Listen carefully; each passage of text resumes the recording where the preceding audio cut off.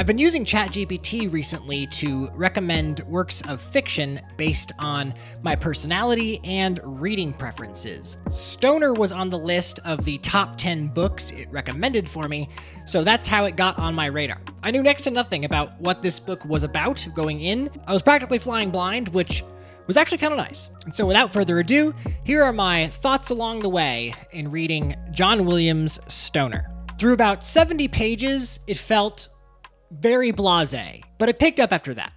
Character tensions start to rise about a quarter of the way through. I kept reading because I really wanted to find out how Stoner's relationship with his wife was going to turn out. It felt like a confrontation could arrive at some point, but at the same time, I thought maybe not, because Stoner is just such a stoic character. And there was something about the book that just kept me coming back to it, even though there were a lot of dry parts in those first 7 pages, and I don't know what it was. I can't quite put my finger on what kept me coming back. It's very melancholy and just drab, but there's still something about it. There's no plot, there's no goal for the main character. Supposedly, there's some sort of a transformation within Stoner is supposed to happen, so I was waiting around for that. And then when we get to the middle of the book, we start to see some character transformations occur in the form of, I guess, what Jung would call shadow integrations, which for Stoner and Edith, his wife, essentially means that they are going to integrate the part of themselves that they repress the most. So for Stoner, that's his more assertive, adventurous, rambunctious side of his personality. And for Edith, good God, what a lovely, lovely woman she is. Her shadow integration comes with such a malevolent, manipulative force that I am practically begging Stoner at every turn of the page to please, for the love of God, do something about it. As the characters age, it seems like everything they do is influenced by some unforeseen yet inevitable force. They become stuck. They don't live very authentic lives. They're very much prone to the influence of the whims and desires of others. And it all seems like it's just accepted as part of life. People have these very fleeting moments of authenticity and truth, which are then broken pretty quickly by this veneer of politeness and stoicism. Most of the characters in Stoner's family have such weak wills that it feels like they're sort of just picked up and tossed by someone or something to a place that they don't necessarily want to go. And everyone in Stoner's family is just seemingly okay with this. And I don't mean okay as in they accept it truthfully. I mean okay as in life just happens to them, and they very rarely do anything about it. They are passive observers in the game of life. They just go with it. They go with everything. And we know that because the author, John Williams, he lets us into their heads every now and then, and we get to see what their real thoughts are, and then there's just a massive disconnect between what they actually think and what they say. What they think, you're like, yes, say that. She deserves to hear that, and she needs to hear that. And then what they end up saying is like, oh, okay. It's like watching an inflated balloon lose all of its air, and it gets maddening at times. So those are my thoughts as I was reading the book, and when I finished it, I didn't know what to think. I didn't know what to make of it. And this is when I am going to get into some spoilers for this book, so if you haven't read it and you intend to read it, I would advise you to stop here if you don't want to know these details. My thoughts when I finished it. It had no plot. The most compelling parts were Stoner's affair with Catherine and the scandal with Lomax and Charles Walker. None of Stoner's relationships, friendly or romantic, had any real depth. Stoner is the kind of guy that I don't think I would have a very real friendship with because, as I said, his relationships had no real depth, and I'd probably have a similar relationship with him because his personality is just very flat. It's very stoic. It lacks any real substance. But like I said, something kept me reading. I don't know what it is. I don't know that I'll be able to lay a finger on it for a while. But I think if this book were a movie, you know how sometimes directors like David Fincher likes to, color code his movies in yellows and blues. Like my case in point would be really any of his movies. This book, I feel like its color would be beige, some sort of, khaki tan. It's dull, reserved, it blends in, very much like Stoner. My analysis of this book is that it's a case study of what happens when you don't follow your heart or speak your mind or act authentically. Stoner becomes an expert at preventing his true self from fully manifesting. With a character like Stoner, who's very passive, the question isn't why is he so passive? The question that is the most interesting to me is when he does things that are assertive. Why does he do those things? Why did he challenge his father's idea of a good life? Why didn't he work on the farm? He didn't work on the family farm because literature made such a profound impact on him. That impact that he felt was too strong to resist. He had to do something about it. Why did he approach Edith at the dinner party? He was fixated on her looks. It was all aesthetic. He wanted her physically, but he never engaged with her as a human being.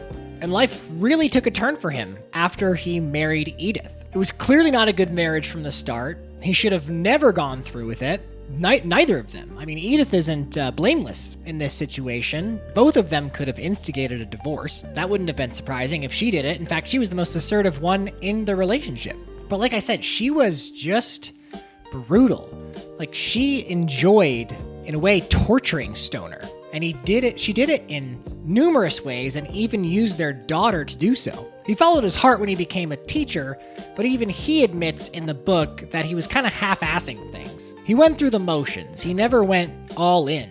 And I think it's one of the only decisions he made that didn't end in like tragedy or suffering of some sort. He followed his heart when he didn't admit Charles Walker into the graduate program. He suffered for basically decades at the hands of Lomax for doing so. I think he saw corruption in the whole thing. I think he wanted to protect the ideal, the symbol of the university, which is it's an institution of learning and an institution of growth. Stoner was trying to protect the same spark that got him when he first took that literature class his freshman year. He thought the university was a safe haven for intellectuals, and Charles Walker was a fraud. He followed his heart when he decided to get into an affair with Catherine, but neither of them moved away as, two star-crossed lovers because he felt that by doing so, they would give up who they are. They would lose themselves. His heart told him not to go away with Catherine because he would lose who he was. And who was Stoner? Someone who was too comfortable with his life. Someone who never really integrated his assertive side, his more adventurous side, an active side. Someone who occasionally followed his heart, but not enough. And if what his heart desired brought him unhappiness or stress or suffering, like his marriage to Edith, he never pivoted after that decision was made. He followed his heart in pursuing her, but once he so obviously realized that the person that Edith was a more malevolent, had a more malevolent spirit, he never pivoted away from that decision. The idea of change only brought him anxiety. Why did he have his affair with Catherine? Well, she was an intellectual, just like Stoner. She was authentic. It wasn't her looks he fell in love with. It was her. She was beautiful to him not because of what she looked like, but because of who she was. So over the course of his life, there were only 3 things that affected him so much that he acted assertively in order to pursue them. The intellectual life, the aesthetic beauty of a woman, and the woman who was actually the total package. And fair enough, I can't argue with any of those 3 things, all very human desires. So that's my analysis of the story after I finished it. I'll try to answer the question of why I kept reading. So first off, John Williams, the author, he knows how to keep the story moving. He told it in a way, it was only 275 pages, and we go through an entire man's life in that time span. So, the beats are quick. He moves through the story. There was enough character tension to keep me interested, like his affair with Catherine and the scandal with Lomax and Charles Walker, as I said. Williams' prose is also very clear. He describes elusive things with precision. Story-wise, I was waiting for Stoner to set some boundaries with the people in his life, and it just never happens. The character dynamics would have been way more interesting had he confronted his wife at some point. In fact, Stoner's aversion to confrontation, and several characters' aversion to confrontation in this story as a whole, is so frustrating. You want to dive through the pages of the book, grab them by the neck, and just shake them. It's so frustrating to read. My rating: I give this book a 6.5 out of 10. On a good day, I'll give it a 7 out of 10. What keeps me rating it higher is a lack of a plot. You get a few moments of tension, but the novel is overall fairly stoic. There's no objective. I kept reading to find out what happens in Stoner's relationship. So what's he gonna do? But nothing happens. And that is the point, to be fair. The book shows you what happens when a character passively and stoically lives their life and makes decisions as such. So I was looking for excitement, and I found a character study. I look for plot when I read. If the plot is not presented in the first 50 pages, I tend to get impatient or bored. Along the way, I appreciate tension and character transformations. If there's a type of reader who looks for beautiful writing or a certain style of prose when they read, I tend to not be that reader. That's not to say I don't appreciate a bit of style or a writer who has extremely beautiful prose. I'm just not looking for that. But anywho, those are my thoughts on Stoner by John Williams.